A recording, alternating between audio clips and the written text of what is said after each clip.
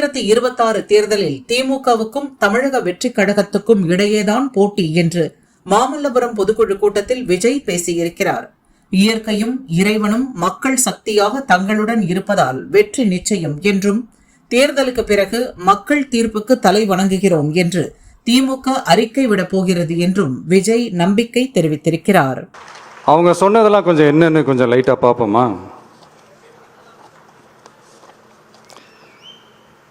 The comments which have been made before the media by the top officers of the police department may create doubt in the minds of the citizenry on impartiality and fair investigation.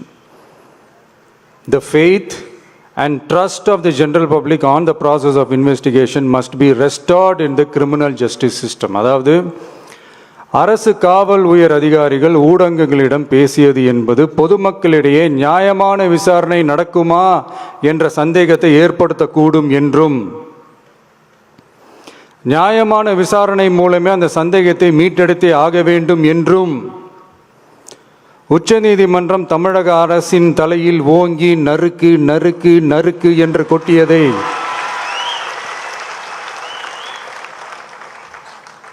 முதல்வர் அவர்கள் மறந்துட்டாரா?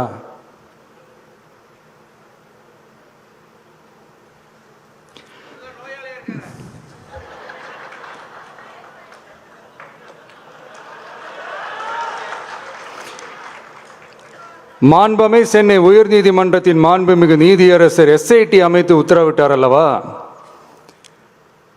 அந்த உத்தரவை ஏதோ சட்டத்தின் மீதும் நீதி பரிபாலனத்தின் மீதும் மரியாதை கொண்டவர்கள் போல ஒரு நாடகத்தனமான கொண்டாட்டத்தை திமுகவிற்கு ஒத்து ஊதுவோரும் நடத்தி கூத்தாடி குதூளித்தனர் அல்லவா? தாவேகாவிற்கு எதிராகவும் நமக்கு எதிராகவும் உயர்நீதிமன்ற மாண்புமிகு நீதியரசர் தீர்ப்பளித்து விட்டதாக விதந்தோதி விழா எடுத்தனர் அல்லவா? அந்த உத்தரவை குறித்து சொல்லும்போது எந்த ஆவணத்தின் அடிப்படையில் அந்த உத்தரவு அமைக்கப்பட்டது? நான் கேட்கல, உச்சநீதிமன்றம் கேட்டிருக்கிறாங்க. The judgment is completely silent about how learned single judge arrived at such a conclusion and what material was pursued by the court என்று உச்சநீதிமன்றம் உரத்த குரலில் கேள்வி கேட்டது. அப்போதும் கூட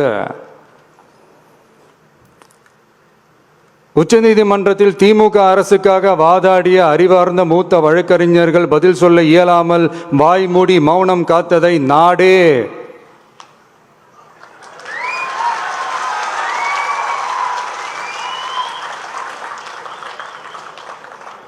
பார்த்ததல்லவா? இதையும் முதல்வர் அவர்கள் மறந்துட்டாரா?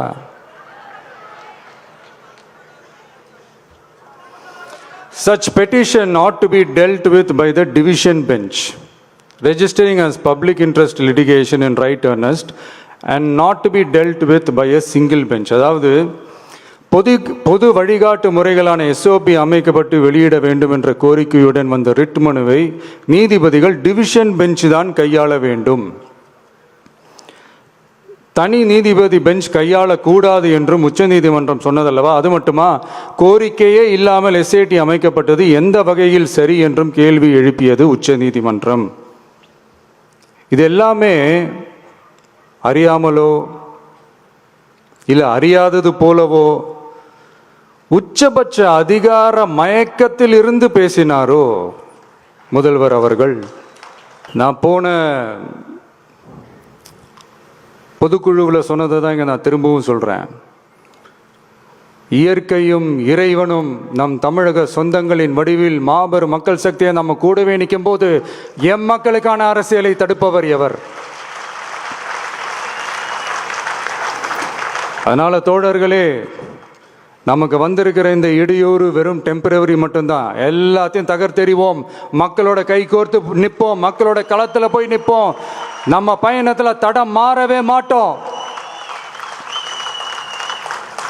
இப்பவும் சொல்றேன்,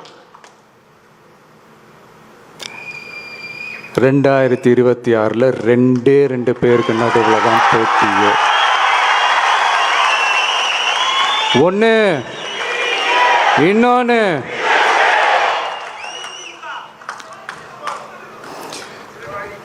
இந்த போட்டி இன்னும் ஸ்ட்ராங்காக மாறப்போகுது.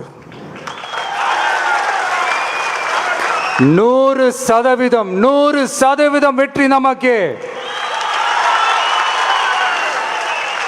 வாகை சூடுவோம், வரலாறு படைப்போம், கான்பிடண்டா இருங்க, நல்லதே நடக்கும், வெற்றி நிச்சயம்.